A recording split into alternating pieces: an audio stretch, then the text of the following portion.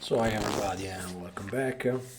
As you can see here I am in a different location. This is a hotel room, bed and breakfast room, because I'm currently in Bergamo, in a little place outside Bergamo. Real name is Canzo Rosciati. Is actually extremely near to the headquarter of Auto Orlando Redolfi, the maker of the mighty Porsches racing back in the days in the Italian GT Championship, and also quite expert in Le Mans series. And I am here because I'm currently have been in charge for another time in my life. It already happened a couple of times, to be a judge in a very important local modeling competition. And when you are a judge, it's not so easy because very often arrive guys from honestly in this type of competition nowadays is they are coming from all over the world, and it's not so easy to be the judge, the one that have to decide who is the winner. And very rarely I honestly accept to do this in this position, because I'm mostly consider myself a modeler, so it's not something that is able to judge other works.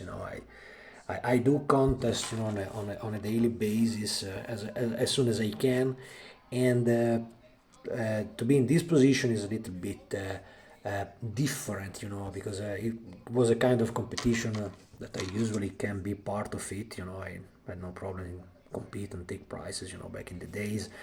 But this type of competition are becoming bigger and bigger and bigger. So it's a very big responsibility. I hope I can sleep tonight because big stuff. It's quite important in the way that I wanted to be back from Sweden in this area of Milano. It's not really Milano, it's near to the airport, with the low cost company coming to Bergamo City, the BGI.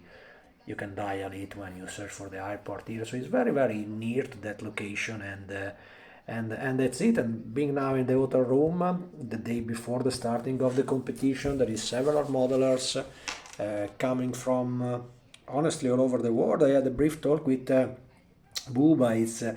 It's a Polish modeler. I think one of the best in the world. I think it was the gold in Mozon competition, and very kindly guys, very impressive. And the world is quite little when you go around and you check guys. I have a lot of friends also in Sweden, which I cannot see any longer so easy because right now I am replaced in another location that is not so near to the place of the competition where usually the International Plastic Model Society IPMS from Gothenburg City was based. So in that area I'm not any longer active. I changed part of Sweden. I'm in the middle between Stockholm and Göteborg. So we will see about that, about the competition in Scandinavia. Probably it's easier for me to go to Copenhagen, if they do something there. And being in the hotel room, I decided to do, one of my diecast review because on the road coming here, I found a brand new collection of items. So now it's time to turn the camera because probably you are tired to see my face. And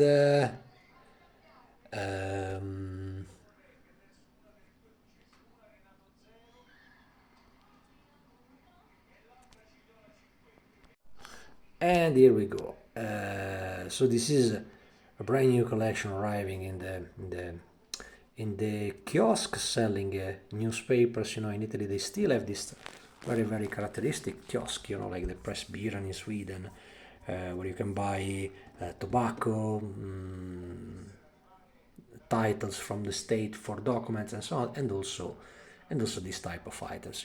This is a brand new collection provided by usually it's the same company. So usually it is always Hachette. This is, I think, is a French company making that and very active in Italy, and they already have made nearly all the collection about the 124 scale models. This is a brand new edition. I was keeping on with the collection about the Ferrari, but that collection about Ferrari became a little bit tricky because it seems that the shops are no longer able to find the model. So I think is the newest title are just for the subscriber of this kind of titles. And I am not, so I was just using to buy the items as well as I find them around the shops, and that's it. So I don't care so much because, as you have seen in all my videos, I constantly nickname this stuff like toys. You know, in my opinion, they are quite far away. Whatever they do, whatever they try to do with models, both rally cars, both Formula One cars, they are quite far away for any decent quality that we mean with this word in the type of model that we do.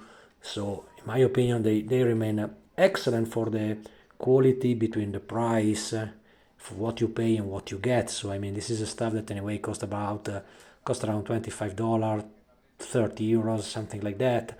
29.99. It seems like a British price, you know, for stuff like a Swedish price, you know. So Swedish have this 9.99999, right? 10, it's maybe better, you know.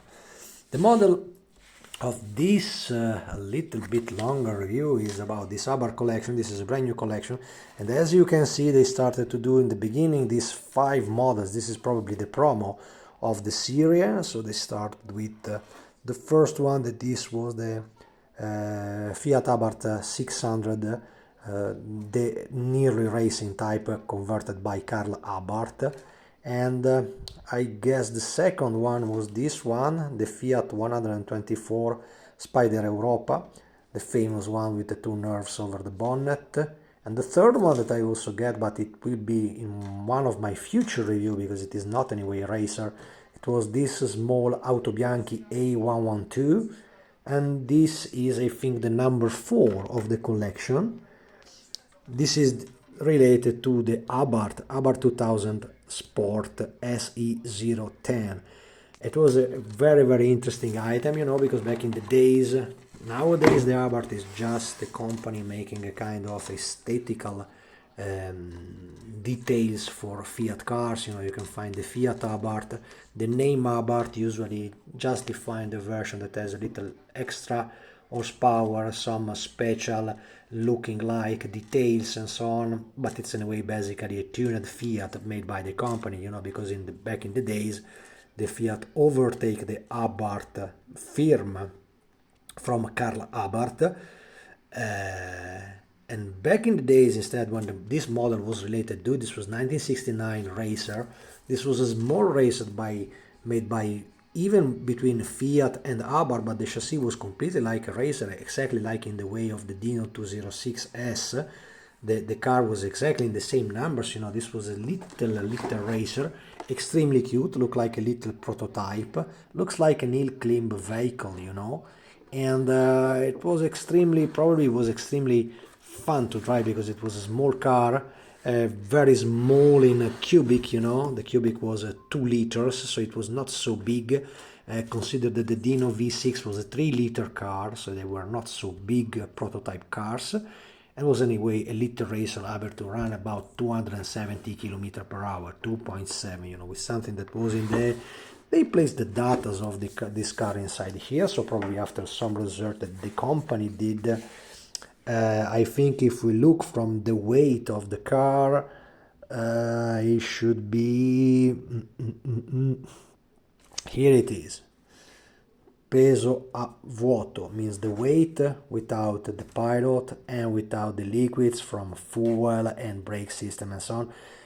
She closes at a stunning 575 kilos. So this is a racer for 575 kilos. So that's why you understand that just with something like, just in brackets, you know, 250 horsepower, this car is a monster. It's nearly to the ratio 1:1. So this is absolutely a blast, you know. And this type of magazine that they had together with the vehicle, you know, that they reproduce in scale 1/24, quite honestly well done. Later on we will go for the full description of this type of item, but in my opinion is pretty decent, you know. And it's very, very nice to have this type of documentation that being printed, you know, is not like completely when you are in internet that you can find whatever informations, and if they are completely wrong, the day after they could be edited. So if they print something and if there is a mistake in the description, I still didn't read all the description of this nice vehicle, it remains. So it probably remains that with the stuff that is still at today in 2025, this is October 2025, printed by companies have to be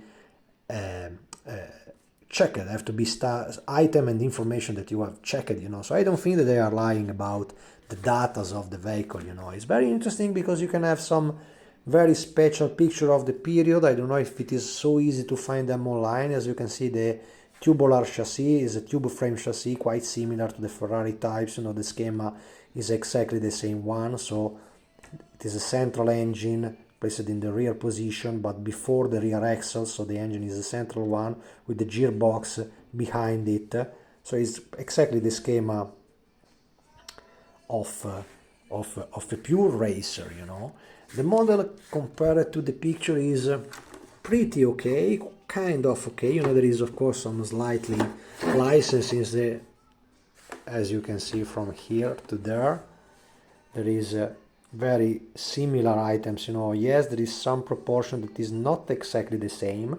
Of course, this is a kind of unicorn because I don't think we will ever see a decent proper kit like we mean at today of the Abarth 2000. I think the only company that made an Abarth back in time, if I am not wrong, was DDP Corporation, and they made a very nice model, I guess out of production, and I was thinking to take that model because it was absolutely stunning, but I don't think it's still in production, that model, so I simply went for the easy way to buy the die cast just to have it in the collection, just to see how it looks, you know.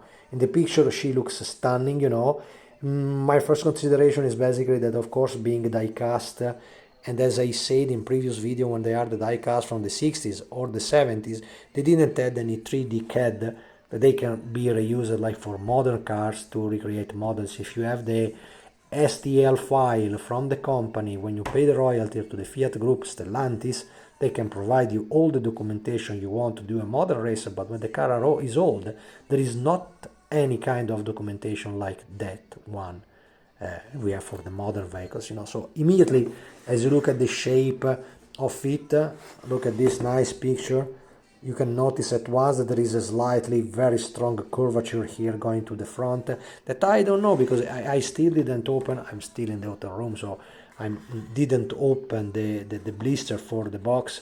It looked pretty decent, you know. I don't know if it is 100% correct, but it takes the shape, so can be acceptable, you know. If you remember the video I made back in the days about the Ferrari 330 P4, you remember that that type of model had very bad proportion, especially in the front end of the car. It was very, very different. So I really still didn't check it with the proper, you know, with a closer look at the real proportion of the vehicle. So I just take it like it is, because it being a unicorn, you know, it is just this one that you can take. So of course I take it, and I'm not scared about the prices and the cost of the item, you know, despite it is just a toy, you know. Look how nice it is, how nice it is, the actual vehicle, you know. And as we can see, you know, the proportion are quite respected, despite, you know, for example, this is just you know, real modeling notice, you know, just for us, in a very friendly talking, you know. If you look at, for example, at the front end, the first stuff that I notice is that, for example, if you look at this white front spoiler that she had in the front end, look where it is the limit of the front light, and in the model it's a little bit far away. Also, the design of the front cover from the front light is slightly different, you know, how it looks there, and look how it is there. So it's slightly different, you know, it's slightly the same from the front end of the line of the front end, you know. Look how sharp and how thin it is, this blade here. They made it in that position with two different vertical lines that I don't think are present in the original model. So, you know, if you go with the really bad eye of the modeler, where you can be absolutely critical about any kind of detail, you see all the limit of this type of creation, you know. As well as if you look at this line, this is typical prototypes, you know, the line of the front end here is absolutely continuing, you know, it's absolutely going on the same way, despite in the model it is not exactly the same. That is just because the model has not been made after the lines of a real proper 3D file, so somebody have to redesign it, you know, and they tried what they do in their best, but of course there is some different points, you know. I'm just talking about the picture and the global appeal from of the vehicle, just about that, you know. Very nice picture, and later on, because I'm quite tired now, so I probably will stretch on the bed and I will read about the story about this nice vehicle. And as you can see over there, it's everything is a little bit smoother on the real car, you know. It looks like a little more proportionate, you know. I think also this type of vehicles were handmade like all the racers of the periods, and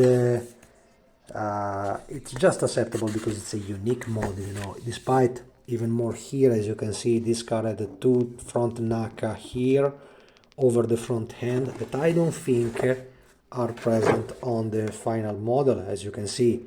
And that's a type of NACA that is nearly present in all the models that you can see. You see, number 24, car 25, number 54, they had both the NACA there.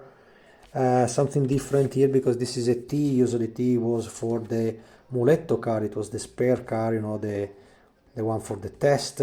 This don't have it, but this number 35 racer, she had it. This 25 also, she had it. So probably it's different from car to car and from model to model, you know.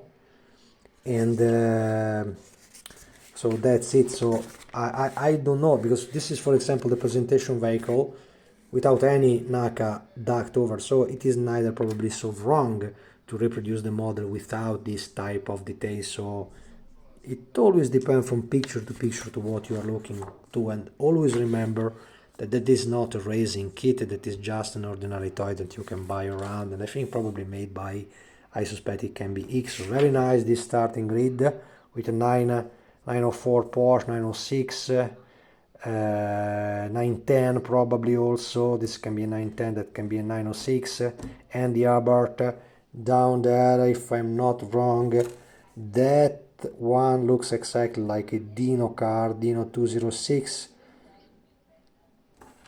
This I don't know what it is.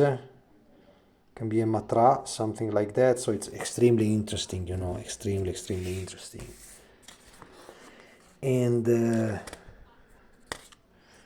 that's it. They made a collection that for now have been just presented over 5 vehicles, you know. Here it looks even more different, you know, in the front end, with, yeah, vertical lines, but in a different position, you know, and with a totally different front end look, you know. That is parallel lines, and that is a different line. Also, this is probably the last evolution of the vehicle. Being a racer, they constantly had evolution. Also here you see, car is even more different. This is starting to look like a Porsche 956, to have an idea. So this is the final version, opened like a Ferrari 212e Can-Am. So it's I want to read the story, you know, later on about the vehicle. Is extremely interesting, and very nice picture of the real car. I really dream that they could start to make it again, this type of little vehicle, you know, that they made it in the past. Once again, just think about the number, 250 horsepower per 574, make it 600 kilos of weight, is a blast, you know.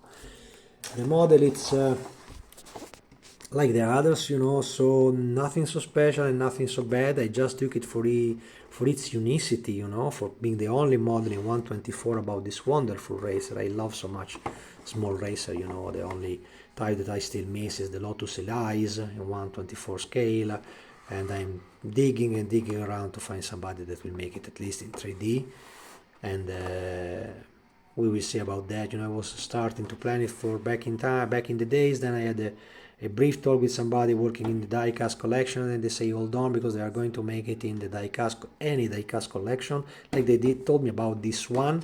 That's why basically I didn't want to search so deeper for the DDP model, because I knew that it was arriving anyway. Despite of the quality is absolutely not the same, because I think DDP have a much better shape, you know. They are casted in resin, is a completely different object. The purpose is completely different, so it is not exactly in the same identical range. But that's it.